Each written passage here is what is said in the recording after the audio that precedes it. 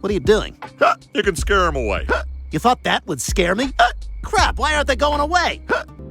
All right, Mr. Quagmire, I understand you have the hiccups. Now, it says here on your chart you've tried boo.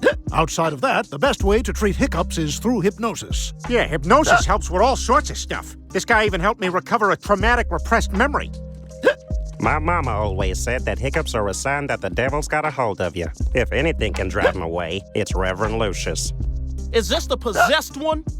Son, I'm now going to place my hands on the afflicted area. Satan, release your grasp from this man. In the name of Christ, I exorcise thee, infernal invader. Well, I'm out of purple-suited ideas.